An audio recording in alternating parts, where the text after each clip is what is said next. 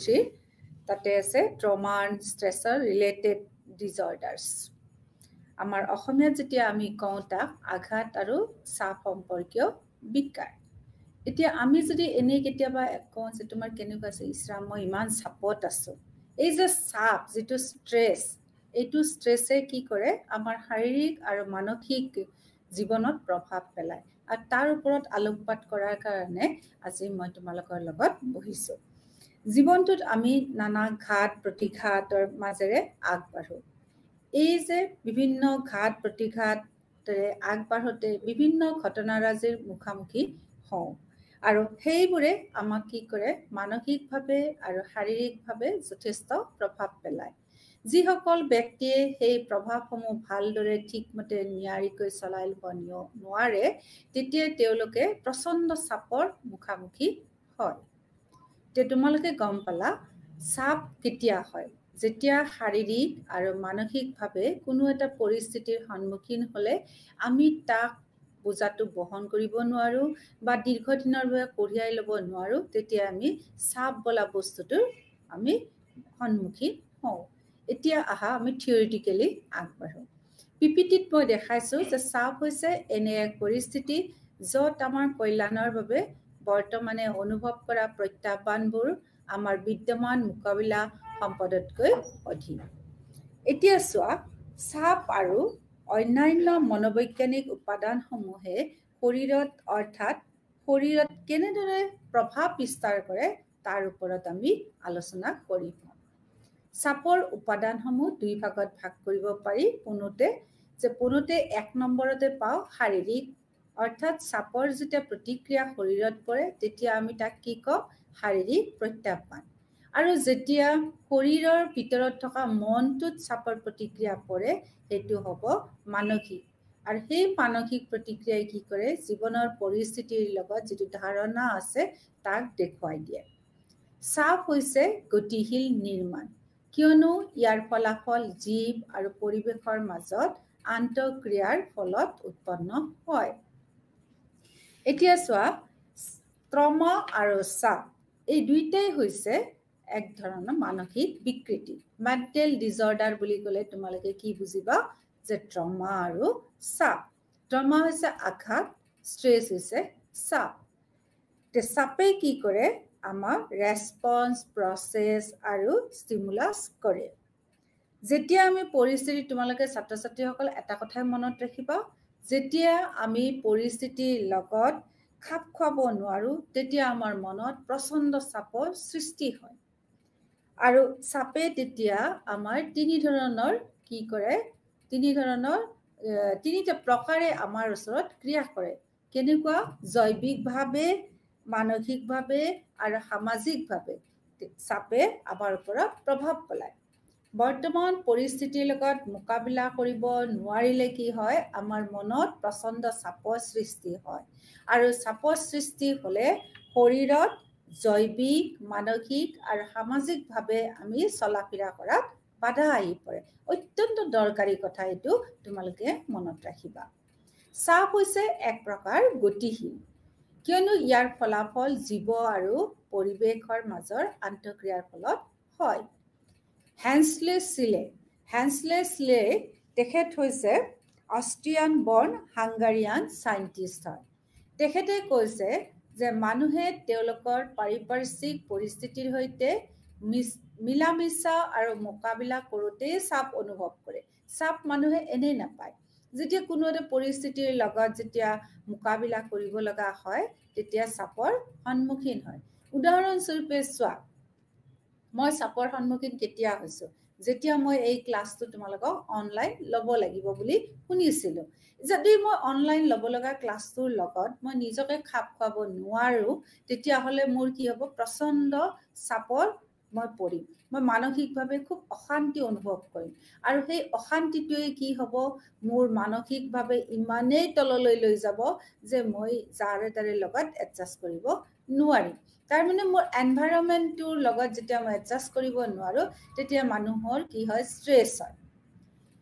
তেওঁ উল্লেখ কৰিছিল যে কিছুমান ইতিবাচক পৰিস্থিতিও ব্যক্তিসকলৰ মনত চাপ সৃষ্টি কৰে কিন্তু চাপৰ ফলত ব্যক্তিসকলৰ নিজস্ব কিন্তু ক্ষতি হয় যেতিয়া ই নেতিবাচক পৰিস্থিতিৰ সৈতে মোকাবিলা কৰিব লাগে। এতিয়া চোৱা চাপৰ উপাদানবোৰৰ ওপৰত তিনিটা উপায়ৰ জৰিয়তে পৰীক্ষা কৰা হয়। তোমালোকৰ আছে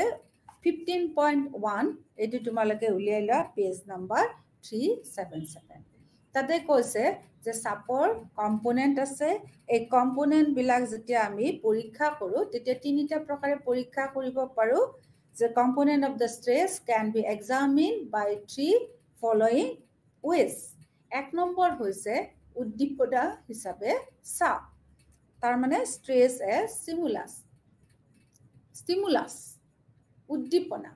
শাৰীৰিক বা মানসিকভাৱে প্ৰত্যাহ্বানমূলক ঘটনাবোৰক কি কোৱা হয়? চাপ বুলি কোৱা হয়। দ্বিতীয়তে সঁহাৰি হিচাপে চাপ। চাপ কৰোতাৰ প্ৰতি মানসিক আৰু সঁহাৰি চাপ বুলি কোৱা হয়। সঁহাৰি হিচাপে চাপ বুলি কওঁতে তোমালোকক কৈছে ষ্ট্ৰেছ এজ ৰেছপন্স। এই পইণ্টটো তোমালোকে মনত ৰাখিবা। 3 নম্বৰ হৈছে ষ্ট্ৰেছ এজ প্ৰচেছ, যে প্ৰক্ৰিয়া হিচাপে চাপ। প্ৰক্ৰিয়াটোত বাৰ্তালাপ আৰু সাল সলনি অন্তৰ্ভুক্ত থাকে যাক আমি লেনদেন বুলি কওঁ। ইয়াত চাপ সদায় অন্তৰ্ভুক্ত হৈ থাকে কিন্তু লগতে ব্যক্তি আৰু পৰিৱেশৰ মাজৰ সম্পৰ্কৰ মাত্ৰাটো যোগ কৰে। চাপ আৰু মনোৰোগ বিশেষজ্ঞসকলৰ সম্পৰ্কটো বহুত শক্তিশালী বুলি গণ্য কৰা হৈছে। যে মেণ্টেল যিটো আমাৰ আৰু ষ্ট্ৰেছ, মন আৰু ষ্ট্ৰেছ এই দুটা বস্তুৰ ভিতৰত ওতপ্ৰোতভাৱে সম্পৰ্ক আছে। ইয়াক post traumatic stress disorder diagnostic ফৰ্মুলেশ্যনত উল্লেখিত আছে যে মনক বাদ দি চাপ অধ্যয়ন কৰিব নোৱাৰি, কিয়নো চাপৰ লগত মনৰ এক বিশেষ ধৰণৰ সম্পৰ্ক আছে। এতিয়া পোষ্ট ট্ৰমেটিক ষ্ট্ৰেছ ডিজৰ্ডাৰনো কি? এইটো এটা উদ্যোগ বিকাৰ DSM-4 অনুসাৰে। এতিয়া তোমালোকৰ মনত আছেনে প্ৰথম দিনাখন প্ৰথম অধ্যায়তে মই কৈছিলো DSM-নো কি? DSM হ'ল diagnostic standard manual disorder. Diagnostic, D for diagnostic, S for statistical, M for manual disorder। এইটো বস্তু এই যে ডিজৰ্ডাৰৰ যিটো ক্ৰাইটেৰিয়া, এই ক্ৰাইটেৰিয়াবিলাক আমেৰিকাৰ সাইকোলজি বিশেষজ্ঞসকলে উলিয়াইছে। APA আমেৰিকান সাইকোলজি এছ'চিয়েশ্যনে তেওঁলোকে মনোৰোগ বিশেষজ্ঞ কিছুমানক লৈ পেলাই গঠন কৰিছিল সেই সংগঠনটো। সেই সংগঠনটোৰ মনোৰোগ বিশেষজ্ঞসকলে যিটো ডায়েগনষ্টিক টেষ্ট কৰে যিবিলাক, সেইবিলাকক কি কোৱা হয়? DSM। DSM-এ এটা নতুন ৰোগ নিৰ্ণয় শ্ৰেণী আৰম্ভ কৰিছে, অৰ্থাৎ ট্ৰমা আৰু ষ্ট্ৰেছাৰ সম্পৰ্কীয় বিকাৰ। এই বিকাৰবোৰ ব্যক্তি এজনৰ মানসিক আৰু আচৰণগত বিভ্ৰান্তিৰ এক আৰ্হিৰ দ্বাৰা চিহ্নিত কৰা হয় যিবোৰ চাপৰ ফলত সৃষ্টি হয়। গতিকে তোমালোকৰ পাঠটোত যে দিছে ট্ৰমা এণ্ড ষ্ট্ৰেছ, চাপ আৰু মানসিক বিকাৰ, এই দুটা ওতপ্ৰোতভাৱে সম্পৰ্কিত। আৰু এই ধাৰণাটো প্ৰথমতে ক'ত আহিছিল? APA আনিছিলে DSM-4ত। তাৰপিছত চোৱা যে চাপ, আমি যে কওঁ যে প্ৰচণ্ড চাপত আছো, পৰীক্ষাৰ আগতেও আমি চাপত থাকোঁ, বিয়া পাতিলেও আমি চাপত থাকোঁ, ক'ৰবাত অচিনাকি ঠাইত কোনোবাক লগ কৰিব লাগিলেও আমি চাপত থাকোঁ। এতিয়া চাপ দুই ধৰণৰ হ'ব পাৰে, পজিটিভ আৰু নিগেটিভ। যদি ভাল কামৰ বাবে চাপ হৈছে তেতিয়াও আমি কি হ'ব? সেইটো চাপক পজিটিভ চাপ বুলি কোৱা যায়। যিটো আমাৰ ইয়াতে তোমাৰ বক্স 15 নম্বৰ 1ত কি দিছে? ইউট্ৰেছ এণ্ড ডিষ্ট্ৰেছ। তে ইউট্ৰেছ হৈছে ভাল কামৰ কৰিব যাওঁতে পোৱা চাপখিনি, আৰু বেয়া কাম যিটো নিগেটিভ ৱেত যিটো চাপ পাওঁ সেইটোৱে আমাক কি কৰে? হতাশাৰ ফালে লৈ যায়। এতিয়া কৈছে যে ইউট্ৰেছ মানে ইতিবাচক চাপ। ইতিবাচক আৰু সদায় এই চাপটোৱে অনুপ্ৰেৰণামূলক হয়। ইতিবাচক আৰু অনুপ্ৰেৰণামূলক চাপক ইউট্ৰেছ বুলি কৈছে, কিয়নো ই সদায় এনেধৰণৰ চাপ পালে মানুহজনে কি হয়? নিজৰ লক্ষ্য পূৰণ কৰাত আগবাঢ়ি যায় আৰু ব্যক্তিজন সদায় চাপৰ দ্বাৰা উদ্দীপিত হয়। ভাল চাপ অনুকূল স্বাস্থ্য আৰু ইতিবাচক আবেগৰ সৈতে সম্পৰ্কিত হৈ আছে। আনহাতে যেতিয়া আমি দুখ পাওঁ তেতিয়া যিটো চাপ পাওঁ সেইটো সদায় কি হয় আমাৰ নেতিবাচক চাপ আৰু ই ব্যক্তিজনৰ প্ৰদৰ্শনৰ ওপৰত বেছিকে প্ৰভাৱ পেলায়। গতিকে ছাত্ৰ ছাত্ৰীসকল মনত ৰাখিবা সদায় চাপ হৈছে বুলি ক'লে তোমালোকে নুবুজিবা যে চাপে তাৰ বেমাৰ কৰিব, যে ভাল কামতো চাপ পোৱা যায় আৰু বেয়া কামতো চাপ পোৱা যায়। কিন্তু ভাল কামৰ বাবে যিটো চাপ আমি অনুভৱ কৰোঁ সেইটো চাপে আমাক কি কৰে, আমি আমাৰ নিৰ্দিষ্ট লক্ষ্যত উপনীত হোৱাত সহায় কৰে। আনহাতে যিটো নিগেটিভ চাপ থাকে, নিগেটিভ ষ্ট্ৰেছ থাকে, সেইটোৱে কিন্তু আমাক হতাশাত ভোগায় আমাক। তাৰপিছত আহা চাপৰ বিশেষত্বসমূহ, যে what are the characteristics of stress. 15.2 page number তোমালোকৰ 378। তোমালোকে পেজটো উলিয়াই লোৱা। 378ত আছে কেৰেক্টাৰিষ্টিক্স, কি কি বিশেষত্ব আছে চাপৰ। কিছুমান অধিক ঘটনা থাকে জীৱনত, সেই ঘটনাবিলাক বেছি চাপপূৰ্ণ থাকে, আৰু কিছুমান ঘটনা আমাৰ জীৱনত যিবিলাক ঘটে কম চাপপূৰ্ণ ঘটনা। 1 নম্বৰ লক্ষণেই হ'ল কিছুমান ঘটনা অধিক চাপপূৰ্ণ আৰু কিছুমান ঘটনা কম চাপপূৰ্ণ। দ্বিতীয়তে চাপৰ ডেপথটো, যে প্ৰেছাৰ ষ্ট্ৰেছৰ ডেপথটো, চাপ সৃষ্টিকাৰী গম্ভীৰতা নিৰ্ধাৰণ কৰা কিছুমান বৈশিষ্ট্য আছে, যে চাপটো আমি কিমান দিন ৰাখে আমাৰ মনত, আৰু কিছুমান চাপ অলপ সময়ৰ বাবে থাকে, কিছুমান খুব দীৰ্ঘ সময়ৰ বাবে থাকে। এই যে গভীৰতাটো, এই গভীৰতাটো এনেই নাথাকে, এই গভীৰতাটো কিছুমান কাৰকৰ কাৰণে থাকে, যেনেকুৱা চাপৰ তীব্ৰতা, দীৰ্ঘায়িতা, ইয়াৰ সময়, ব্যক্তি এজনে জীৱনত কিমান নিবিড়ভাৱে প্ৰভাৱ পেলায়, ব্যক্তিজনৰ প্ৰস্তুতি আৰু নিয়ন্ত্ৰণ যোগ্যতা, এই 6টা লগ হৈ পেলাই চাপৰ গভীৰতাটো আমি পাওঁ। এতিয়া চোৱা, ঘটনা অনুযায়ী কিছুমান চাপ কি ক'লে বেছি সময় থাকে, কিছুমান চাপ কম সময় থাকে। মোৰ যেনিবা গাড়ীৰ চাবি গছা হেৰাইছে, নতুবা কি হয় কেতিয়াবা মোৰ চশমাযোৰ বিচাৰি নাপাওঁ বা পঢ়া কিতাপখন বিচাৰি নাপাওঁ, তেতিয়া প্ৰচণ্ড চাপ হয়। ইছৰাম মই থৈছিলোঁ এইখিনিতে চশমাযোৰ, মোৰ কিতাপখন তাতে থৈছিলোঁ, কি হ'ল, ক'ত গ'ল? এই ধৰণৰ চাপবিলাক খন্তেকীয়া, গতিকে এই চাপবিলাক খুব লেছ ষ্ট্ৰেছফুল, কম সময়ৰ বাবে থাকে। আনহাতে কেতিয়াবা যদি আমাৰ কোনোবা আত্মীয় ঢুকায়, একদম মৰমৰ মানুহ ঢুকায়, আৰু কেতিয়াবা যদি ধৰা তোমাৰ চাকৰি কৰি আছো পটককৈ চাকৰিটো আজিৰ পৰা আহিব নালাগে বুলি কয়, তেতিয়া কিন্তু যিটো চাপ আমি পাওঁ সেই চাপটো কিন্তু আমাৰ দীৰ্ঘম্যাদী চাপ, তাৰ গভীৰতাটো অনেক বেছি। বা কেতিয়াবা কি হয়, ডিভোৰ্চ হয়, বিয়াৰ পিছত যেতিয়া ডিভোৰ্চ হয় তেতিয়া যিটো চাপ পোৱা সেইটোও কিন্তু যথেষ্ট গভীৰ, আৰু এনেধৰণৰ গভীৰভাৱে পোৱা চাপে মানুহজনক কি কৰে, মানসিকভাৱে কষ্ট দিয়াৰ লগে শাৰীৰিকভাৱেও কিন্তু প্ৰভাৱ বিস্তাৰ কৰা আমি দেখা পাওঁ। আৰু কি কৈছে যে ইয়াৰে কিছুমান কিউমুলেটিভ এফেক্ট থাকে, যে চাপৰ কিন্তু একত্ৰিত প্ৰভাৱো থাকিব পাৰে। একত্ৰিত প্ৰভাৱ মানে কেনেকুৱা, ঘৰত হাজবেণ্ড ৱাইফৰ খুব কাজিয়া লাগিছে, মন মিলা নাই, সদায় সেই যিটো চাপ থাকে, ঘৰৰ যিটো ঘৰুৱা চাপ থাকে, সেই ঘৰুৱা চাপটো আহি পেলাই কিন্তু আমাৰ কৰ্মক্ষেত্ৰতো দেখিবলৈ পোৱা যায়। তাৰমানে কি হয়, stress has a cumulative effect, চাপৰ কি থাকে, একত্ৰিত প্ৰভাৱো আমি পৰিলক্ষিত কৰিবলৈ পাওঁ। আৰু যদি চাপটো 2 নম্বৰত চোৱা, যদি চাপটো দীঘলীয়া সময়ৰ বাবে থাকে, সেই প্ৰভাৱবিলাক সুদূৰ প্ৰসাৰী হয় আৰু গুৰুতৰো হ'ব পাৰে। গতিকে বেছি দীঘলীয়া সময়ৰ বাবে থকা চাপটো অত্যন্ত ক্ষতিকাৰক। এজন ব্যক্তিৰ জীৱনৰ অধিক গুৰুত্বপূৰ্ণ দিশ অন্তৰ্ভুক্ত থকা চাপ এটা অধিক চাপপূৰ্ণ বুলি প্ৰমাণিত হয়।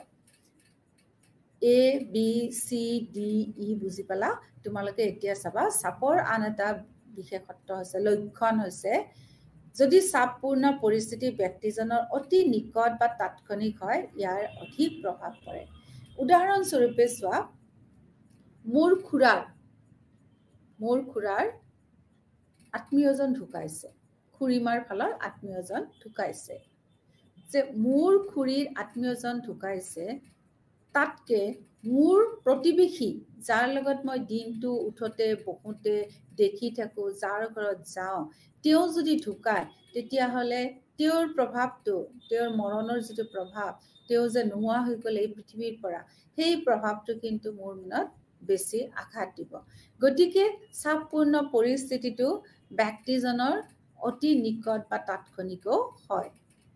তাৰপিছত যিটো চোৱা পৰিস্থিতিটোৰ অপ্ৰত্যাশিত আৰু অনিয়ন্ত্ৰিতই চাপ বৃদ্ধি কৰে যিটো কি কৈছে আনকন্ট্ৰলেবল এণ্ড আনপ্ৰেডিক্টেবিলিটি কেতিয়াবা নাভাবাকৈ কিছুমান ঘটনা আমাৰ জীৱনত আহি যায় তেতিয়া আমি প্ৰচণ্ড চাপৰ কি হওঁ সন্মুখীন হওঁ আৰু কিছুমান ঘটনা ঘটে যিবিলাক কণ্ট্ৰল কৰিব নোৱাৰো অনিয়ন্ত্ৰিত হৈ থাকে এনেকুৱা অনিয়ন্ত্ৰিত চাপে যদি আমাক কি কৰে অপ্ৰত্যাশিত পৰিস্থিতিৰ বাবে সাজু বা প্ৰস্তুত কৰি নুতুলে গতিকে চাপ কেতিয়াবা কি হ'ব পাৰে আনপ্ৰেডিক্টেবল হ'ব পাৰে আৰু আনকন্ট্ৰলো হ'ব পাৰে তে ছাত্ৰ ছাত্ৰীসকল তোমালোকে এই 7টা পইণ্ট মনত ৰাখিবা চাপৰ বৈশিষ্ট্য হিচাপে এতিয়া আহা 15.3 তাতনো কি কৈছে stress and stress related response যে চাপ আৰু কি হ'ল চাপৰ তোমাৰ ৰিলেটেড ৰেছপন্স এইটো পঢ়িব যাওঁতে কিছুমান আমি মডেল পাম কেনেকুৱা মডেল যে তোমাৰ ফাইট এণ্ড ফ্লাইট মডেল পাম তাৰপিছত জেনেৰেল এডাপ্টেশ্যন চিণ্ড্ৰম চোৱা জেনেৰেল এডাপ্টেশ্যন চিণ্ড্ৰম তাৰ আগতে তোমালোকে আৰু এটা কি পালা যে চাপ আৰু চাপ সম্পৰ্কীয় সঁহাৰিত তোমালোকে চোৱা আমি ষ্ট্ৰেছত আছো আমি জানিব লাগিব যে আমাৰ শৰীৰৰ বিশেষকৈ মানুহৰ চাপৰ শাৰীৰিক সঁহাৰি কি হয় এইটো আমি জানিব লাগিব ষ্ট্ৰেছ পোৱাৰ লগে লগে আমি কেনেকুৱা ৰিয়েকশ্যন কৰিম এইটো কথা আমি জানিব লাগিব কামান বুলি যিজন 1932 চনত 1932 তেখেত এজন মনোবিজ্ঞানী আছিল তেওঁ কৈছে যে তীব্ৰ চাপৰ সঁহাৰি যোগ বা বিমানৰ আৰ্হি বুলি কৈছিলে ফাইট অৰ ফ্লাইট মডেল বুলি তেওঁ অভিহিত কৰিছিলে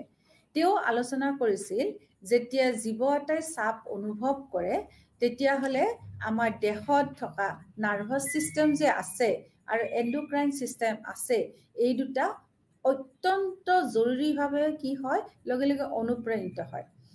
যেনিবা ছাত্ৰ ছাত্ৰীসকল মই কি হ'লো এটা ঘটনাৰ সন্মুখীন হ'লো ঘটনাটো মোৰ কি হ'ল খুব মোৰ বাবে পৰিচিত নহয় সেই ঘটনা অপৰিচিত ঘটনাটোৰ বাবে আমি কেতিয়াবা কি কৰোঁ প্ৰচণ্ড চাপৰ মুখামুখি হওঁ আৰু চাপৰ মুখামুখি কেতিয়া হওঁ যেতিয়া আমাৰ শৰীৰত nervous system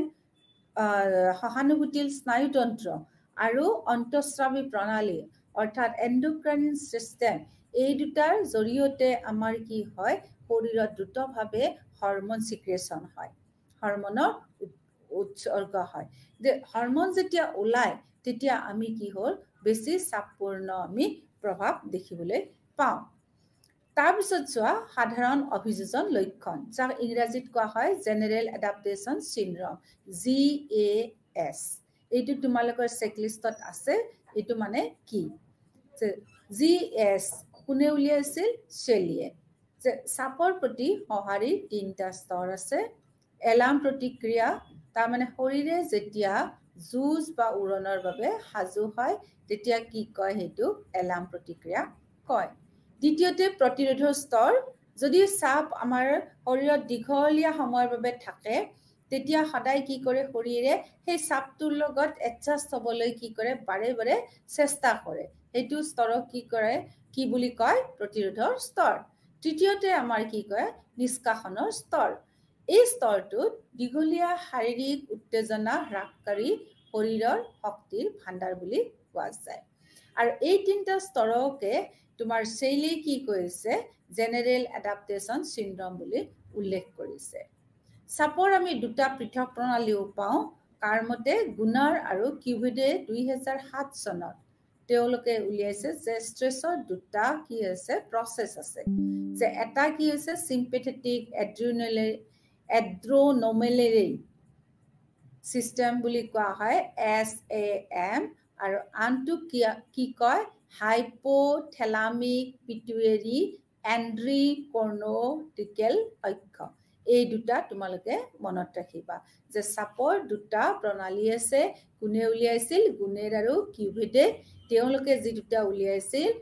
sympathetic adrenomedullary system SAM আৰু আনটো কি হৈছে hypothalamic pituitary adrenocortical axis তে HPA সমুকে আমি পিছৰ ফালে SM আৰু HPA হিচাপে আলোচনা কৰিম তে তোমালোকে মনত ৰাখা যে জেনাৰেল এডাপ্টেশন সিনড্ৰোমত কি স্তৰ আছে এতিয়া যে সাপৰ যে তিনটা আমি যে কলো এই মাত্ৰ যে সাপৰ গুণাৰ আৰু কিউভিডে উলিয়াইছিলে তোমাৰ সহানুভূতি যেটো sympathetic adrenomedulary system হেতু কেনেকুৱা কাম কৰে আৰু hypothalamic pituitary adrenocortical axis কেনেকুৱা কাম কৰে আমি এতিয়া এই ডায়াগ্ৰামটোৰ পৰা বুজি চাওঁ আহা SM কি কৰে শৰীৰত থকা স্নায়ু আৰু গ্ৰন্থি সমূহক যে কি কৰিছে sympathetic nervous system যেটো আমাৰ SAM এটোই কি কৰিলে শৰীৰত থকা আমাৰ যিবিলাক স্নায়ু আছে নাৰ্ভছ আছে গ্ল্যান্ডছ আছে সেইবিলাকক কি কৰে ফ্লাইট আৰু ফাইট কৰাৰ কাৰণে আমাৰ যে সাপৰ বাবে প্ৰস্তুত কৰে প্ৰচণ্ড সাপত আছে এই সাপৰ লগত যুঁজিবৰ কাৰণে আমাৰ শৰীৰত কিছুমান নাৰ্ভাছ সিস্টেম আছে এই নাৰ্ভাছ সিস্টেম খিনি কি কৰে মোটিভেট কৰে যাতে আমি স্ট্ৰেসটো কম আমাৰ মানে স্ট্ৰেসটো কম হৈ থাকে তেতিয়া সাপৰ কি হ'ল সো সাপৰ প্ৰতিক্ৰিয়াৰ পৰা আমি সাপৰ প্ৰতিক্ৰিয়াৰ পৰা আমাৰ কি হ'ল হাইপোথেলামাস উৎপন্ন হ'ল সাপৰ প্ৰতিক্ৰিয়াৰ পৰা এই ডায়াগ্ৰামটো তোমালোকে মনত ৰাখিবা যে সাপে কি কৰিলে আমাৰ হাইপোথেলামাসটো ক্ৰিয়েট কৰিলে হাইপোথেলামাসৰ পৰা আমাৰ কি হ'ল তোমাৰ কি সৃষ্টি কৰিলে দুটা বস্তু কি দুটা বস্তু সৃষ্টি কৰিলে sympathetic nervous system আৰু কৰ্টিকোট্ৰপিনে হৰমন মুকলি কৰি দিলে প্ৰথমতে আমি এইটো চাওঁ হা যে সহানুভূতিশীল যি নাৰ্ভাছ সিস্টেম হ'ল যেটো সৃষ্টি কৰিলে হাইপোথেলামাসে এইটোৱে কি কৰিলে এড্ৰিনেল মেডুলাৰ দ্বাৰা স্ট্ৰেছ হৰমন দুটা সৃষ্টি কৰিলে এড্ৰিনেল মেডুলাৰ দ্বাৰা দুটা হৰমন সৃষ্টি কৰিলে এটা হৈছে হৰমনৰ নাম এপিনেফ্ৰিন আৰু মৰেফ্ৰিন এই দুটা হৰমন সৃষ্টি কৰে এড্ৰিনেল মেডুলাই এটা হৰমনৰ নাম কি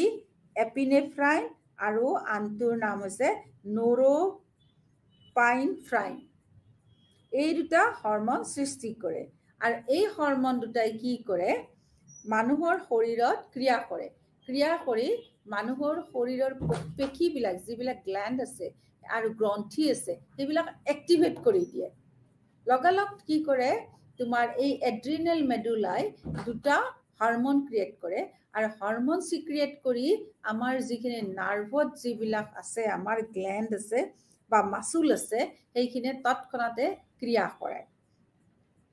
শৰীৰত মগজুৰ পৰিমাণটো তৎক্ষণাতে বঢ়াই দিয়ে গতিকে তোমালোকে মনত ৰাখা হাইপোথেলামাসে কি কৰিলে তোমাৰ কি সৃষ্টি কৰিলে sympathetic nervous system sympathetic nervous system কি কৰিলে adrenal medulla সৃষ্টি কৰে adrenal medulla কি কৰে দুই ধৰণৰ তোমাৰ হৰমন সৃষ্টি কৰে সিক্ৰেটস এম্পেফ্ৰাইন আৰু নৰেফ্ৰাইন এই দুটা নৰেপাইনেফ্ৰাইন আৰু এম্পিনেফ্ৰাইন দুটা সৃষ্টি কৰে হৰমন আৰু সেই দুটা হৰমনৰ দ্বাৰাই শৰীৰত ক্ৰিয়া কৰে আৰু ক্ৰিয়া কৰি আমাৰ কি কৰে হাৰ্ট ৰেটটো বঢ়াই দিয়ে আৰু শৰীৰত গ্লুকোজৰ পৰিমাণটো তৎক্ষণাতে বঢ়াই দিয়ে তে শৰীৰত গ্লুকোজৰ পৰিমাণটো যেতিয়া বাঢ়ি যাব আৰু যেতিয়া হাৰ্ট ৰেট বাঢ়ি যাব তেতিয়া আমাৰ কি হ'ব চাপটো বেছি হয় এতিয়া দ্বিতীয়টো ভাগত আহা হাইপোথেলামাসে কি কৰিছে এইফালে আন এটা ভাগত কি হৈছে তোমাৰ সৃষ্টি কৰিছে কৰ্টিকোট্ৰপিনে এটা হৰমন সৃষ্টি কৰিছে ই কি কৰিছে পিটুইটাৰী গ্ৰন্থিত সোমাই পেলাই এন্ড্ৰিকোটিক ক্ৰোটপিক হৰমন সৃষ্টি কৰিছে হি পিটুটাৰী গ্ৰন্থত সোমাইছে সোমাই পেলাই এন্ড্ৰোকৰ্টিক হৰমন সৃষ্টি কৰিছে এন্ড্ৰোকৰ্টিক হৰমনে কি কৰিছে এড্ৰিনেল কৰ্টেক্স ষ্টেজ হৰমন মুকলি কৰি দিছে হি মুকলি কৰি যিটো হৰমন মুকলি কৰি দিলে সেইটোৱে কি কৰিলে 30 প্ৰকাৰৰ চাপ হৰমন তেজৰ প্ৰবাহত প্ৰাসংগিক অংগলৈকে হি গুচি গৈছে 30 বিধ চাপ সৃষ্টি কৰে 30 বিধ চাপ সৃষ্টি কৰা হৰমনটোৱে শৰীৰৰ হাৰ্ট গ্ল্যান্ড আদি ৰক্তৰ মাজেৰে প্ৰবাহিত হৈ কি কৰে চাপ নিয়ন্ত্ৰণৰ কাৰণে অহৰহ যুদ্ধ কৰে যদিও চাপক কি কৰে শৰীৰৰ পৰা নিৰ্গত কৰিবলৈ যত্ন কৰে আৰু শেষত আমি দেখিছো হি অনবৰতে যুঁজ বা উৰণনৰ নোহোৱা হোৱাৰ কাৰণে চেষ্টা কৰে চাপটো আমাৰ শৰীৰৰ পৰা ওলাই যাবৰ কাৰণে হি অহৰহ কি কৰে হৰমন সিক্ৰেট কৰি থাকে হাইপোথেলামাছৰ দ্বাৰা এটা তোমালোকে এই ডায়াগ্ৰামটো মনত ৰাখিবা লগতে SAP sympathetic adrenomedullary কি বস্তু আৰু তোমাৰ হাইপোথেলামিক পিটুটাৰী এড্ৰিনোকৰ্টিকেল এই যে এক্সিষ্ট এই দুটাৰ বিষয়ে তোমালোকক অলপ জনালো যে চাপ এনে নহয় চাপে কি সৃষ্টি কৰে হাইপোথেলামাছ সৃষ্টি কৰে এতিয়া আহা এলোষ্টেচিছ নো কি বস্তুটো এইটো এটা হৈছে চাপ আমাৰ শৰীৰত নিয়ন্ত্ৰণ কৰি ৰখাৰ বাবে অভিযানৰ প্ৰক্ৰিয়া আৰু এই প্ৰক্ৰিয়াতে প্ৰত্যাহ্বানৰ সন্মুখীন যেতিয়া হয় ভাৰসাম্যটো পুনৰুদ্ধাৰ কৰিবলৈ আমাৰ শৰীৰত উৎপাদন হৈ থকা হৰমনবিলাক অন্তৰ্ভুক্ত কৰি ৰাখে এইটো তোমালোকৰ শৰ্ট নোট আহিব পাৰে যে এলোষ্টেচিছ কি দ্বিতীয়তে এলাষ্টিক লোড নো কি এইটো আছে তোমালোকৰ এলাষ্টিক লোডৰ বিষয়ে 380 পেজ নাম্বাৰটো উলিয়াইছোৱা এলাষ্টিক লোড হৈছে চাপৰ সৈতে খাপ খোৱাৰ জৈৱিক ব্যয় যেতিয়া অবিভাজিকৰ চাপৰ স্তৰ কম হয় তেতিয়া এইটো কম হয় কিন্তু যেতিয়া এজন ব্যক্তি চাপৰ সন্মুখীন হয় তেতিয়া ই অধিক হয় দ্বিতীয়তে অত্যাধিক চাপৰ উপস্থিতি বা শৰীৰৰ চাপৰ হৰমন সঁহাৰি প্ৰণালীৰ অকাৰ্যকৰী অপাৰেশ্যন প্ৰতিনিধিত্ব কৰে তৃতীয়তে ই শৰীৰৰ ক্ষয়ক্ষতি সৃষ্টি কৰিব পাৰে আৰু ভৱিষ্যতৰ চাপৰ সৈতে খাপ খোৱাবলৈ ব্যক্তি এজনৰ সামৰ্থ্য হ্ৰাস কৰিব পাৰে চাৰিটা উপাদান আছে এলিষ্টেটিক লোডৰ যে এক্সপোজাৰৰ পৰিমাণ প্ৰতিক্ৰিয়াশীলতাৰ পৰিমাণ পুনৰুদ্ধাৰৰ হাৰ আৰু সম্পদ পুনৰুদ্ধাৰ এই চাৰিটা হৈছে এলোষ্টেটিক লোড মুঠতে এলোষ্টেটিক লোড হ'ল এক ধৰণৰ বায়োলজিক্যাল কষ্ট কিহৰ কাৰণে এই বায়োলজিক্যাল কষ্টটো কিহৰ কাৰণে ব্যৱহাৰ হয় জৈৱিক ব্যয়টো যে চাপৰ লগত যাতে আমি খাপ খাই থাকিব পাৰো তাৰ পিছত আহা তোমালোকে এলাষ্টিক লোড হৈছে প্ৰতিকূল মনোসামাজিক বা শাৰীৰিক পৰিস্থিতিৰ সৈতে খাপ খোৱাবলৈ বাধ্য হোৱাৰ বাবে শৰীৰে পৰিশোধ কৰা এক ধৰণৰ মূল্য এতিয়া আহা ষ্ট্ৰেছ হলেনো আমাৰ কেনেকুৱা হয় শৰীৰটো আমি কেনেকুৱা অনুভৱ কৰো ডেফিনেটলি আমাৰ শৰীৰটো কি হয় এডজাষ্ট নহয় এক নম্বৰতে দ্বিতীয়তে কি হয় আমি কেতিয়াবা মুখে মুখে আনৰ লগত যেতিয়া প্ৰচণ্ড চাপত থাকো তেতিয়া আমি আনৰ লগত কেতিয়াবা কি কৰো মুখে মুখে আমি কাজিয়াও কৰো মৌখিক তৰ্ক কৰো অনবৰতে কি কৰো খঙৰ মুডত থাকো জুজ কৰো আমাৰ হাৰ্ট ৰেটটো খুব বাঢ়ি যায় হাই ব্লাড প্ৰেছাৰ হয় হাইপাৰ টেনশ্যন হয় কাৰ্ডিঅ'ভাস্কুলাৰ ৰোগবিলাক আহি যায় যে হাৰ্টৰ লগত সম্পৰ্কিত যিবিলাক আমাৰ ৰোগ আছে সেই ৰোগবিলাক আহি যায় ডায়েবেটিছত ভুগো আমি আৰু কেতিয়াবা আমি অবেচিটিৰ দৰে আমি আমাক লক্ষ্যও কৰে মানুহে যে ইছৰাম অত্যন্ত শকত হৈ গৈছে দেই মানুহ ষ্ট্ৰেছত থাকিলেও কিন্তু মেদবহুলতা বৃদ্ধি পায় আকৌ কি হয় তুমি এইখিনি হৈছে শৰীৰত আমাৰ হোৱা আমি বেলেগে দেখে আৰু যে চাপত থাকিলে এইবিলাক হ'ব পাৰে কিন্তু কেতিয়াবা এই চাপৰ ফলত আমাৰ কি হয় আমি ইমান ষ্ট্ৰেছত থাকো তেতিয়া কি হ'ব আমাৰ মূৰৰ বিষ উঠে কেতিয়াবা কি হয় আমাৰ মাসল পেইন হয় বুকুৰ বিষ হয়, ভাগৰ লাগে, টোপনিত আমি মাৰিব নোৱাৰোঁ ভালকে, ভাবোঁ যে পটককৈ সাৰ পাই টোপনিয়ে নাহে। কেতিয়াবা আমাৰ কি হয়, পেটটো খুব বিষায়, কেতিয়াবা কি হয় সেক্সুৱেলি আনফিট হয়, আনকি বিভিন্ন ধৰণৰ শৰীৰত কি হয় পৰিৱৰ্তন আমি লক্ষ্য কৰোঁ। এইটো আছে তোমালোকৰ 15.4ত তোমালোকে চাই ল'বা, ষ্ট্ৰেছ এণ্ড ফিজিকেল হেল্থ। যে ষ্ট্ৰেছে মানসিকভাৱে কষ্ট নিদিয়ে, মানুহক শাৰীৰিকভাৱেও বিভিন্ন ৰোগৰ প্ৰতি ই ক্ৰিয়া কৰা দেখা যায়। তাৰপিছত আহা চাপ আৰু মানসিক স্বাস্থ্যনো কি? DSM ডায়েগনষ্টিক ষ্টেটিষ্টিকেল যিখন আমাৰ কি আছে মেনুৱেল আছে, সেই মেনুৱেলখনৰ 5 যিখন মেনুৱেল উলিয়াইছে আমেৰিকান চাইকলজিকেল এছ'চিয়েশ্যনে, সেইখন মেনুৱেলত আমি বিভিন্ন ধৰণৰ বিকাৰবিলাক আমি পাইছোঁ। মনত কি কি ধৰণৰ আমাৰ ক্ৰিয়া কৰিব পাৰে। আগৰখিনি আছিলে ফিজিকেল, যে কি এইবাৰ আহা মানসিকভাৱে আমাৰ কি কি হ'ব পাৰে, সন্মুখীন হ'ব পাৰোঁ পষ্ট ট্ৰমেটিক ষ্ট্ৰেছ ডিজঅৰ্ডাৰ, দ্বিতীয়তে এডজাষ্টমেণ্ট ডিজঅৰ্ডাৰ, তৃতীয়তে একুইট ষ্ট্ৰেছ ডিজঅৰ্ডাৰ, চতুৰ্থতে ৰিয়েক্টিভ এটাচমেণ্ট ডিজঅৰ্ডাৰ, পঞ্চমতে ডিসইনহিবিটেড ছ'চিয়েল এংগেজমেণ্ট ডিজঅৰ্ডাৰ, ষষ্ঠতে আদাৰ স্পেচিফিক ট্ৰমা এণ্ড ষ্ট্ৰেছৰ ৰিলেটেড ডিজঅৰ্ডাৰ, তাৰপিছত আনস্পেচিফিক ট্ৰমা এণ্ড ষ্ট্ৰেছৰ ৰিলেটেড ডিজঅৰ্ডাৰ। 15.5ত আছে তোমালোকৰ ষ্ট্ৰেছ এণ্ড মেণ্টেল হেল্থ, চাপ আৰু মানসিক স্বাস্থ্য। DSM 5 এই বিকাৰবিলাক হ'ব পাৰে। কৈছে যে মনৰ ওপৰত এইখিনি কিন্তু ষ্ট্ৰেছৰ আমি টাইপ পাইছোঁ, এইবিলাক বিকাৰ আমি দেখিবলৈ পাইছোঁ। এতিয়া 15.6 পেজ নম্বৰ 381ত তোমালোকৰ আছে এডজাষ্টমেণ্ট ডিছঅৰ্ডাৰনো কি? এইটো এক ধৰণৰ বিকাৰ, যি বিকাৰৰ কাৰণে আমি সকলোৰে লগত এডজাষ্ট হ'ব নোৱাৰোঁ। কাৰণ ই আমাক কি কৰে, এটা বিভাজন আনি দিয়ে। বেলেগ মানুহৰ লগত এডজাষ্টমেণ্ট কৰোঁতে আমি কিয় হ'ব নোৱাৰোঁ, আমি এটা বিভাজন অনুভৱ কৰোঁ যে মই অলপ বেলেগে আছোঁ নেকি, এনেকুৱা ধৰণৰ আমি অনুভৱ কৰোঁ। ই হৈছে এক সাধাৰণ চাপৰ বাবে এক মানসিক বিন্যাস, যাৰ ফলত নিদানিকভাৱে গুৰুত্বপূৰ্ণ আৱেগিক বা আচৰণগত লক্ষণবোৰে বিভাজনকাৰী এটাৰ দৈনন্দিন কাৰ্যকলাপত বাধা দিব পাৰে। এই অৱস্থাটো তেতিয়া হ'ব যেতিয়া এজন ব্যক্তিয়ে চাপপূৰ্ণ ঘটনাৰ সৈতে মোকাবিলা কৰাত অসুবিধা হ'ব পাৰে। এইটো তেতিয়াহে হয় যেতিয়া ব্যক্তিজনে কি কৰে, চাপপূৰ্ণ ঘটনাৰ সৈতে খাপ খুৱাব নোৱাৰে। যেতিয়া তেতিয়া তাৰমানে নহয়, এইটো যেতিয়া হয় কি হয় যে ঘটনা এটা থাকিল, সেই ঘটনাটো কি হয় চাপপূৰ্ণ ঘটনা, সেই ঘটনাৰ লগত যেতিয়া আমি কি কৰিব নোৱাৰোঁ, এডজাষ্ট কৰিব নোৱাৰোঁ, তেতিয়াই কিন্তু আমি এই বিকাৰটোত ভুগোঁ। বিকাৰটোৰ নাম হ'ল এডজাষ্টমেণ্ট ডিজঅৰ্ডাৰ।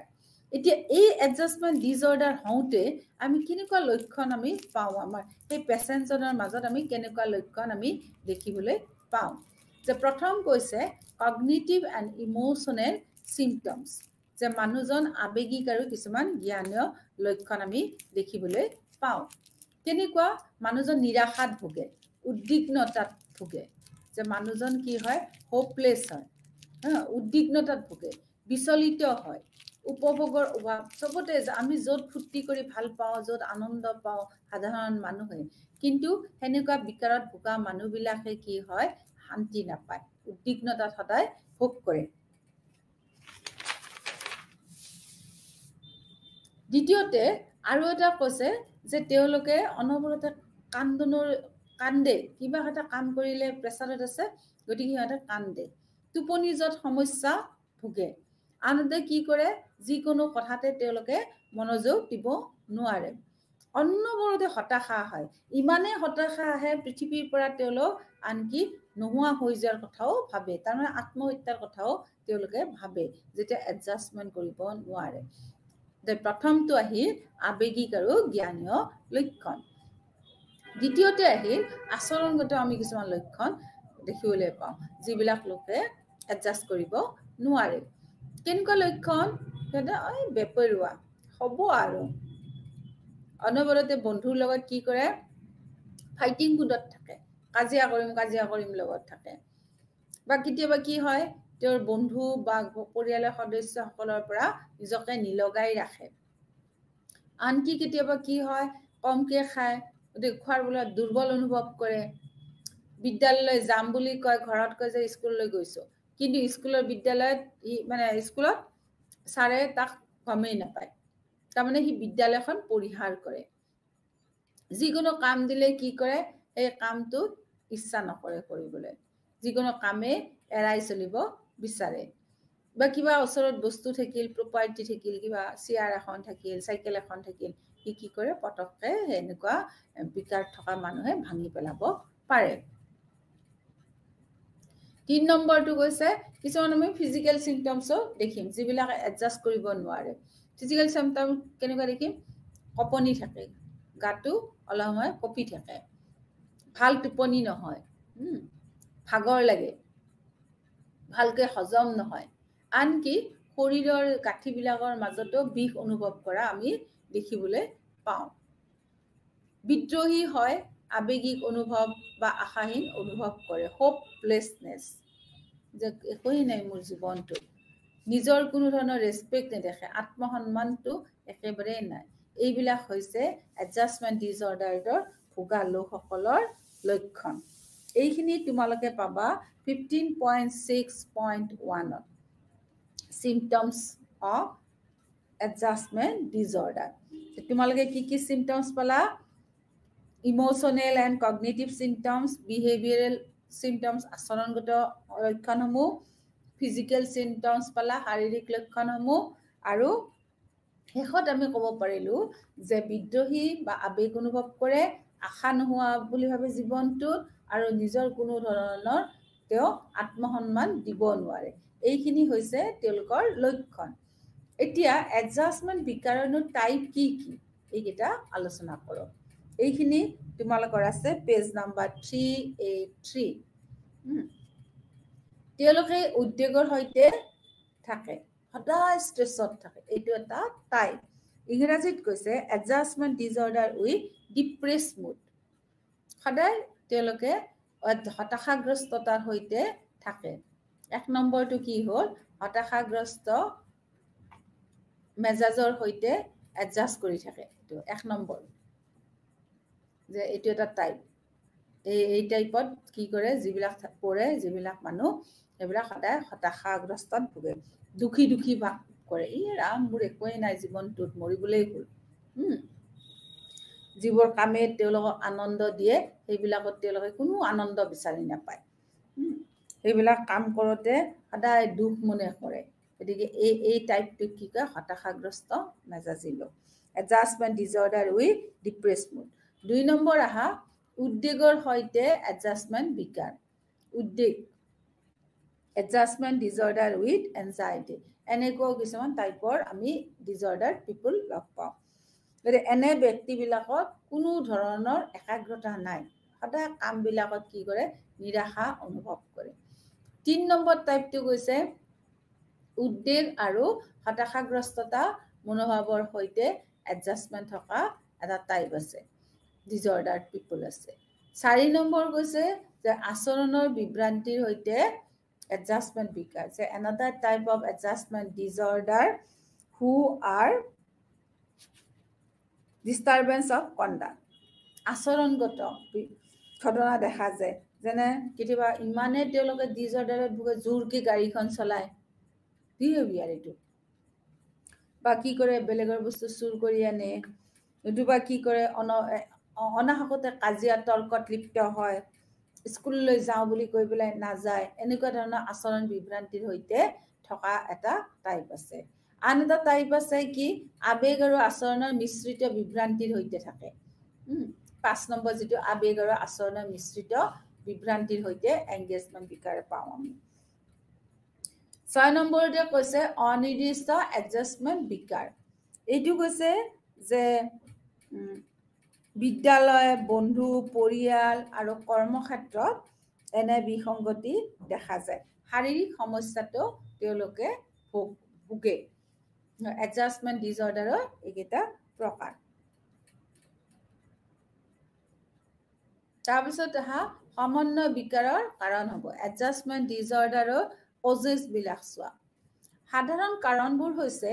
আন্তঃব্যক্তিগত সমস্যা বিত্তীয় সমস্যা মুখ্য জীৱন পৰিৱৰ্তন জীৱনৰ পৰিৱৰ্তন নিজৰ বা ওচৰৰ লোকৰ ৰোগ প্ৰিয়জনৰ মৃত্যু আকস্মিক দুৰ্যোগ এই এক প্ৰকাৰৰ ভয় অনুভৱ কৰা এইবিলাকৰ কাৰণে এডজাষ্টমেণ্ট ডিজঅৰ্ডাৰত মানুহে ভুগিব পাৰে 2 নম্বৰ কৈছে যে এনেকুৱা কাৰণৰ কাৰণে এডজাষ্টমেণ্ট ডিজঅৰ্ডাৰত ভুগে যিবিলাকে দেখে বন্ধুবৰ্গৰ মাজত কাজিয়া দেখে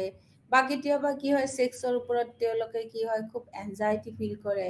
বা তেওঁলোকে পঢ়া স্কুলখনত ধৰা কিবা বিভিন্ন সমস্যা আহিছে তেতিয়াও কিন্তু এডজাষ্টমেণ্ট ডিজঅৰ্ডাৰত আমি ভোগা দেখিবলৈ পাওঁ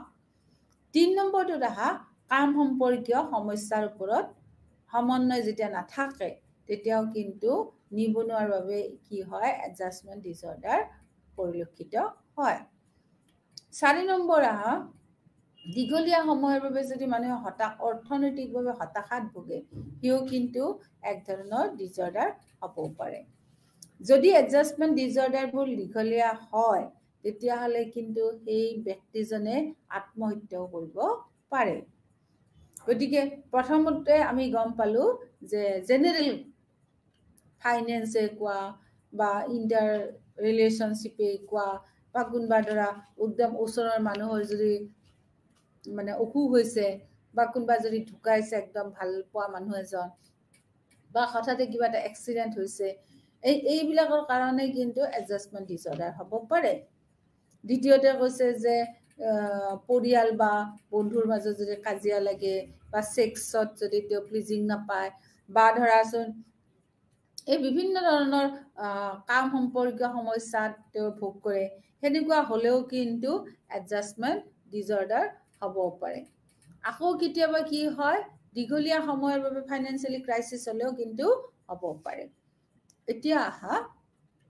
এডজাষ্টমেণ্ট ডিজঅৰ্ডাৰ হ'লে আমি কি কি চিকিৎসা কৰিব পাৰো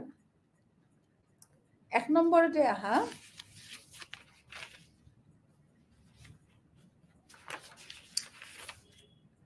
15.6.3 ট্ৰিটমেণ্ট এডজাষ্টমেণ্ট ডিজঅৰ্ডাৰৰ ট্ৰিটমেণ্ট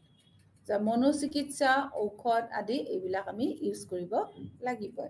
যে এডজাষ্টমেণ্টবিলাক সাইকোথেৰাপি ল'ব লাগিব মেডিকেশ্যন ল'বই লাগিব আৰু তেওঁ যদি মানে কামত মানে কিবা এটা চাকৰি কৰি আছে তেওঁ যদি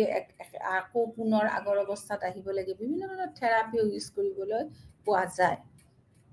জ্ঞানীয় আচৰণ চিকিৎসা ব্যক্তিৰ বিকৃত জ্ঞান আৰু চিন্তাৰ প্ৰকাৰ সলনি কৰাত যথেষ্ট সহায়ক হয় য'ত ৰোগীয়ে কেটাষ্ট্ৰফিজেন অন্তৰ্ভুক্ত কৰিব পাৰে য'ত সক্ৰেটিছ কুৱেশ্যন প্ৰশ্ন কিছুমান সুধিব পাৰে হতাশা উদ্বেগ অনিদ্ৰা আদি হ্ৰাস কৰিবলৈ ঔষধো ব্যৱহাৰ কৰা আমি দেখিবলৈ পাওঁ পৰিয়াল আৰু বন্ধুবৰ্গৰ সমন্বয় বিকাৰ হ্ৰাস কৰিবলৈ অতি দৰকাৰী যে এডজাষ্টমেণ্ট ডিজঅৰ্ডাৰৰ চিকিৎসা হৈছে সাইকোথেৰাপি কৰিব পাৰে মেডিকেশ্যন ল'ব পাৰে তো তাৰ এইবিলাক চবেই আছে বা কেটাষ্ট্ৰফিজেন কৰি ল'ব পাৰে এইখিনিওতো ঠিকে আছে আৰু কেটাষ্ট্ৰফিজেন কি কৰিব পাৰে তাতে সক্ৰেটিছ কুৱেশ্যন কিছুমান আছে এই ধৰণৰ কুৱেশ্যন তেওঁলোকে সুধিব পাৰে কিন্তু সবতকৈ ইম্পৰ্টেণ্ট কথাটো হ'ল এডজাষ্টমেণ্ট ডিজঅৰ্ডাৰটো মানুহৰ মাজত নোহোৱা কৰিবলৈ কিন্তু ফেমিলিৰ মানুহে হেল্প কৰিবই লাগিব বন্ধুবৰ্গই হেল্প কৰিবই লাগিব তেতিয়াহ'লে কি হ'ব তাৰ লেভেলটো কম হ'ব তাৰপিছত দ্বিতীয়টো তেওঁলোকে আলোচনা কৰিছে পোষ্ট ট্ৰমেটিক ষ্ট্ৰেছ ডিজঅৰ্ডাৰ এইটোনো কি আঘাতজনিত ঘটনাৰ লগে লগে চাপৰ লক্ষণবোৰ অতি সচৰাচৰ হ'ব পাৰে লক্ষণবোৰ কমেও এমাহৰ বাবে ৰৈ যায় পোষ্ট ট্ৰমেটিক ষ্ট্ৰেছ ডিজঅৰ্ডাৰক চমুকে PTSD বুলি কোৱা হয় আঘাতজনিত চাপবোৰৰ ভিতৰত আছে কনচেন্ট্ৰেশ্যন কেম্পত বাস কৰা প্ৰাকৃতিক বিভাজন সদৃশ ভূমিকম্প বা ছুনামি যুঁজৰ পৰিস্থিতি, ধৰ্ষণ বা সন্ত্ৰাসবাদী আক্ৰমণৰ ফলত পোষ্ট ট্ৰমেটিক ষ্ট্ৰেছ ডিজৰ্ডাৰ আমি দেখিবলৈ পাওঁ। কোনোবাই যদি বহুদিন ধৰি পেলাই কেম্পত আছে যুদ্ধৰ, বা কোনোবাই যদি ভূমিকম্পত বিধ্বস্ত হৈ পেলাই ক'ৰবাত গুচি গৈছে, বা কেতিয়াবা কি হয় চুনামি আহিল, সাগৰৰ পৰা মানুহখিনি বিধ্বস্ত হ'ল, তাৰ মানুহখিনি এনেকুৱা হ'ব পাৰে।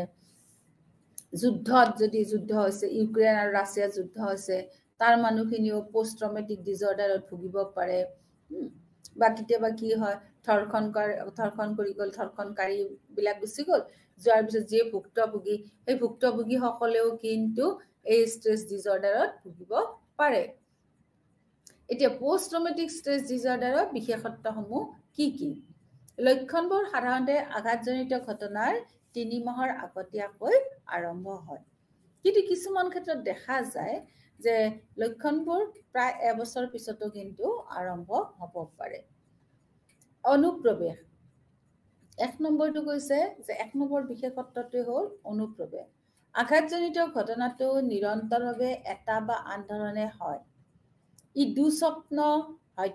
হস্তক্ষেপকাৰী ছবি, ফ্লেশ্ববেক, আঘাতৰ স্মাৰক হিচাপে যিকোনো মানসিক প্ৰতিক্ৰিয়াৰ জৰিয়তে হ'ব পাৰে। গতিকে ইনটিউশ্যন বুলিলেনো কি বুজা তোমালোকে মনত ৰাখিবা, যে আঘাতজনিত যেতিয়া ঘটনাটো একেৰাহে চলি থাকে, বা এটা আন ধৰণে হয়, ই দুঃস্বপ্ন হ'ব পাৰে, হস্তক্ষেপকাৰী ছবি হ'ব পাৰে, বা ফ্লেশ্ববেক, এতিয়া যিকোনো ধৰণৰ মানসিক প্ৰতিক্ৰিয়াৰ জৰিয়তে হ'ব পাৰে। দ্বিতীয়তে আহা পৰিহাৰ। পৰিহাৰ হৈছে ইংৰাজীত এভইডেন্স। আঘাত সম্পৰ্কীয় উদ্দীপনা যেনে চিন্তা, অনুভূতি বা ত্ৰাসমাৰক আদি কি হয়, তোমাৰ পৰিহাৰ কৰিব লাগিব। নিগেটিভ কগনিশ্যনছ এণ্ড মুড, নেতিবাচক জ্ঞান আৰু মনোভাৱ, এইবিলাকত অন্তৰ্ভুক্ত থাকিব পাৰে আঘাতৰ মুখ্য বৈশিষ্ট্যবোৰ। মনত পেলাব নোৱাৰা, কিবা কথা কৈছে যদিও মনত পেলাব নোৱাৰে, কেতিয়াবা নিজৰ আৰু আনৰ বিষয়ে অনবৰতে নিগেটিভ থটছবিলাক লৈ থাকে, ভাবিয়ে লয় যে মোৰনো কি হ'ব, বা মোৰনো পাপাৰনো কি হ'ব, মোৰ মানুহনো কি হ'ব, সদায় নিগেটিভ। নিজৰ কথা ভাবাৰ লগতে পৰিয়ালৰ মানুহখিনিৰ কথাও কি কৰে, নিগেটিভলি ভাবে। কেতিয়াবা কি হয়, আকৌ অপৰাধও কৰে, আকৌ কেতিয়াবা কি হয়, কিছুমান দোষ কৰে, দোষ কৰি উঠি লাজ কৰে। এইবিলাক বিকৃত অনুভৱৰ কাৰণেও কিন্তু আমাৰ পোষ্ট ট্ৰমেটিক ষ্ট্ৰেছ ডিজৰ্ডাৰ হ'ব পাৰে। এজন ব্যক্তিয়ে কাৰ্যকলাপৰ প্ৰতি কেতিয়াবা আগ্ৰহটো কম কৰে, আৰু ইতিবাচক প্ৰভাৱ অনুভৱ কৰাত অসুবিধাৰ সন্মুখীন হয়। তেওঁ চাৰিওফালৰ আনৰ পৰা বিচ্ছিন্নতা সদায় অনুভৱ কৰি, মোক কোনেও ভালেই নাপায়, মই সদায় অকলে থাকিব লাগে। এই যিটো মনোভাৱ, এই মনোভাৱটো খুব সুস্থ মনৰ মানুহৰ নহয়। অসুস্থ মনৰ মানুহে ভাবে এনেকুৱা নেতিবাচক কিছুমান কথা, যে মোক কোনেও ভাল নাপায়, মোৰ ঘৰৰ মানুহখিনিৰ সদায় অসুখ, মইনো কি কৰিম জীৱনত, এনেকুৱা ধৰণৰ, বা মই পাব্লিক স্পিকিং কৰিব নোৱাৰোঁ, মোৰ লাজ লাগে, এনেকুৱা ধৰণৰ কথাবিলাকৰ বাবেই কিন্তু পোষ্ট ট্ৰমেটিক ষ্ট্ৰেছ ডিজৰ্ডাৰত ভোগা দেখা পোৱা যায়। তাৰপিছত কৈছে উত্তেজনা আৰু প্ৰতিক্ৰিয়াশীলতা, এৰাউজেল এণ্ড ৰিয়েক্টিভিটি। ইয়াত অন্তৰ্ভুক্ত থাকে অতি সতৰ্কতা, আক্ৰমণ, বেপেৰুৱা আচৰণ, গ্ৰাহকৰ ফালৰ পৰা বিৰক্তি বৃদ্ধি হোৱা আচৰিত প্ৰক্ৰিয়া। উত্তেজনাৰ লক্ষণবোৰ সাধাৰণতে কি হয়, স্থিৰ হয় আৰু ব্যক্তিজনক অধিক চাপ অনুভৱ কৰায়। শিশুবিলাকে বিদ্বেষপূৰ্ণ বা অসন্মানজনক হ'ব পাৰে, বা প্ৰতিশোধ লোৱাৰো কেতিয়াবা চিন্তা কৰি থাকিব পাৰে। এইখিনি তোমালোকক দিয়া আছে 388 পেজ নাম্বাৰত।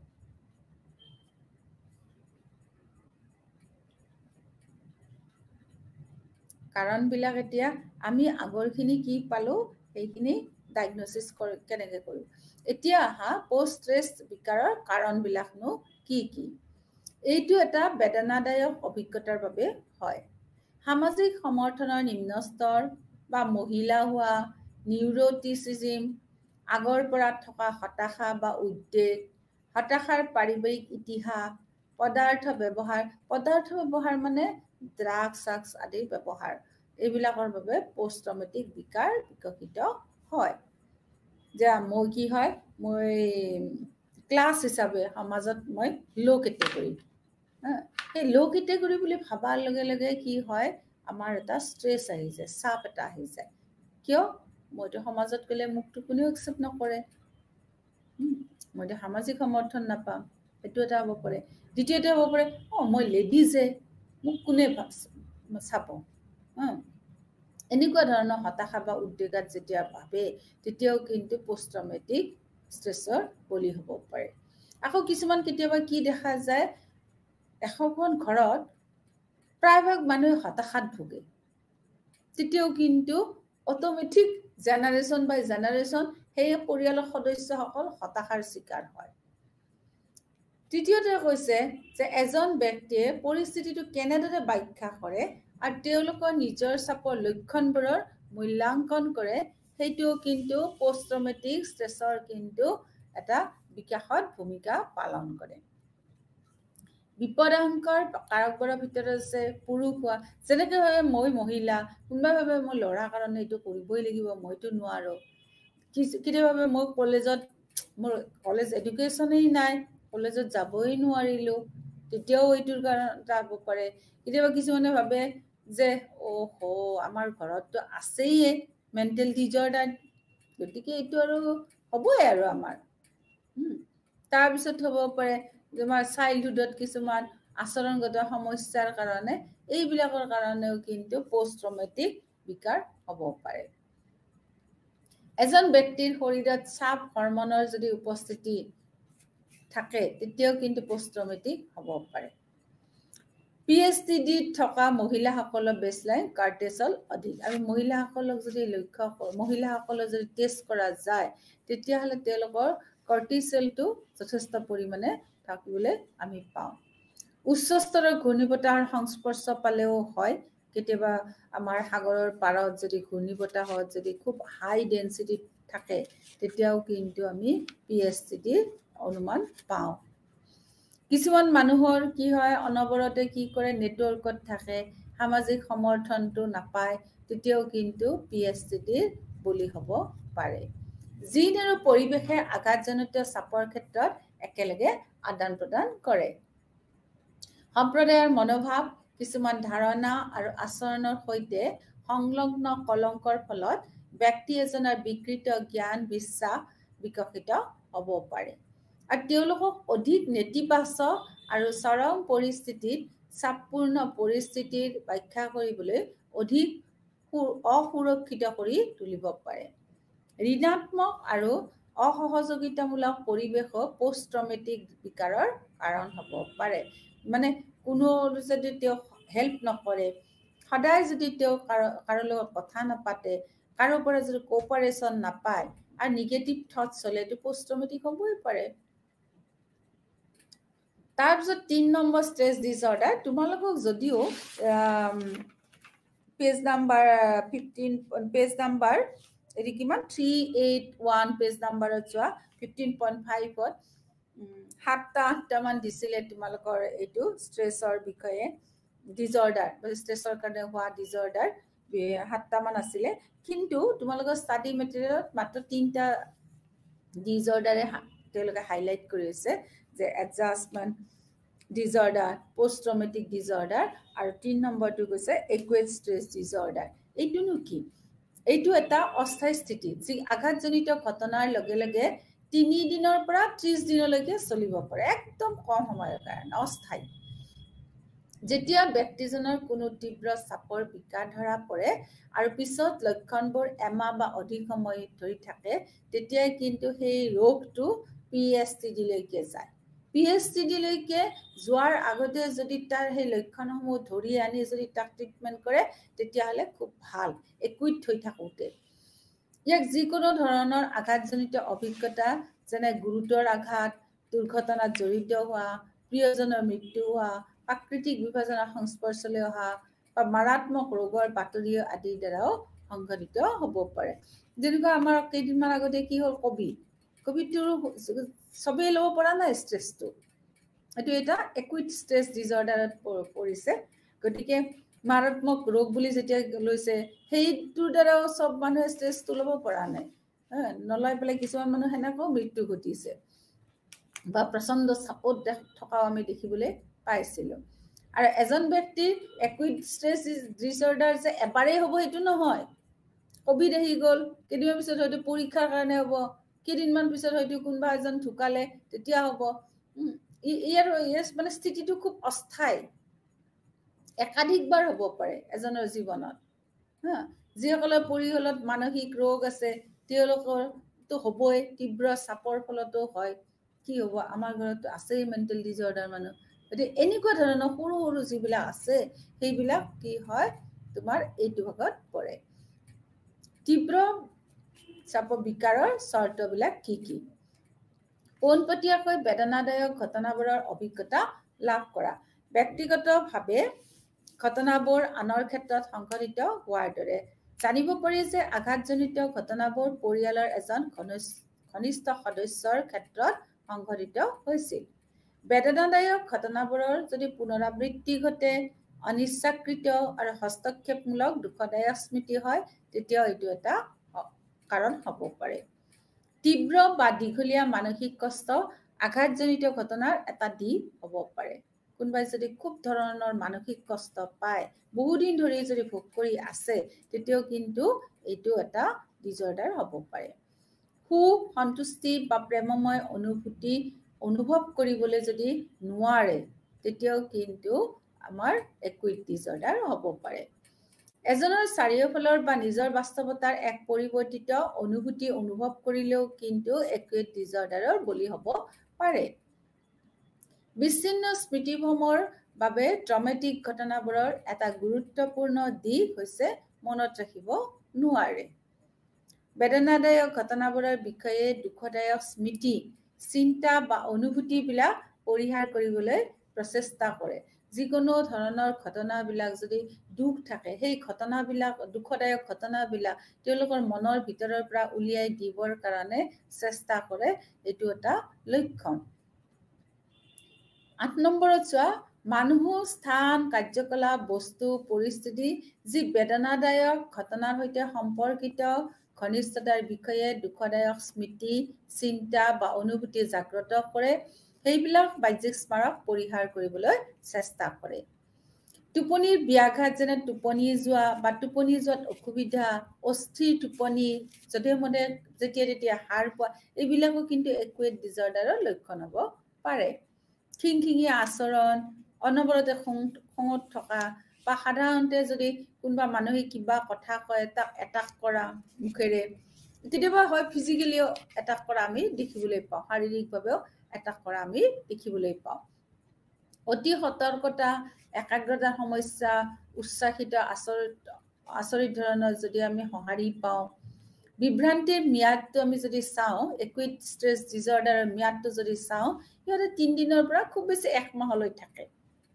খুব বেছি 1 মাহলৈ থাকে। আৰু ই যদি খুব বেছি লং মানে কোনো গুৰুত্ব নিদিয়ে, সি থাকোঁতে কিন্তু PSTD-লৈকে ৰূপান্তৰিত হয়। বিভ্ৰান্তিৰ ফলত সামাজিক, বৃত্তিগত বা কাৰ্যৰ অন্যান্য গুৰুত্বপূৰ্ণ ক্ষেত্ৰত নিদানিকভাৱে গুৰুত্বপূৰ্ণ কষ্ট বা ক্ষতি হোৱা আমি দেখিবলৈ পাওঁ। এতিয়া আমি কেনেকুৱা ক্ৰাইচিছবিলাক অভাৰকাম কৰিম? ক্ৰাইচিছবিলাক বৰ্তমানৰ সম্পদ আৰু মোকাবিলা প্ৰণালী অতিক্ৰম কৰিব লাগিব।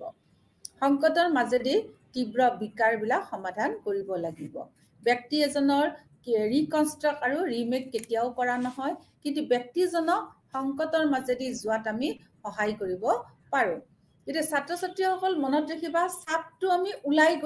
দিব নোৱাৰোঁ। প্ৰত্যেকৰ জীৱনত চাপ থাকিবই। ই হয়তো দীৰ্ঘদিনৰ বাবেও থাকিব পাৰে আৰু কম সময়ৰ বাবেও থাকিব পাৰে। কিয়নো মানুহ পৰিস্থিতিৰ দাস। এই পৰিস্থিতিৰ ভিতৰত সন্মুখীন হ'বলৈ যাওঁতে আমি বিভিন্ন ঘটনা পৰিলক্ষিত কৰোঁ। এই পৰিলক্ষিত ঘটনাখিনিক যদি আমি সহজভাৱে ল'ব নোৱাৰোঁ, তেতিয়া আমি ডেফিনেটলি আমি কি হ'ম? চাপৰ মুখামুখি হ'ম। গতিকে আমাৰ মূল কথাটো হ'ল যে চাপ আমি নিয়ন্ত্ৰণ কৰিব লাগিব। আমি চাপটো নিয়ন্ত্ৰণ কেনেদৰে কৰিম সেইটো আমি জানিব লাগিব। যে ব্যক্তিজন আমি কেতিয়াও কি হ'ব নোৱাৰোঁ? ৰিমেক বা ৰিকনষ্ট্ৰাক্ট কৰিব নোৱাৰোঁ, কিন্তু ব্যক্তিজনক সেই সংকটৰ মাজেৰে যোৱাত আমি সহায় কৰিব পাৰোঁ। গতিকে তোমালোকে এই ষ্ট্ৰেছ আৰু ট্ৰমাৰ বিষয়ে তোমালোকক ক'লো এতিয়া তোমালোকে ইয়াতে থকা যিখিনি প্ৰগ্ৰেছ আছে সেইখিনিত থকা প্ৰশ্নসমূহ তোমালোকে ভালদৰে জানি ল'বা হওক ধন্যবাদ